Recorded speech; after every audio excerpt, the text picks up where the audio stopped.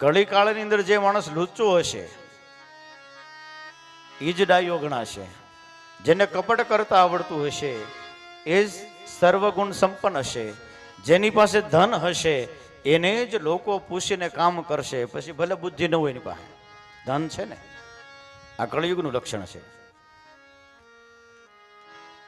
કળિયુગની અંદર ક્ષત્રિયોને જ રાજ મળશે એવું નહીં હોય, ગમે તે રાજ કરશે.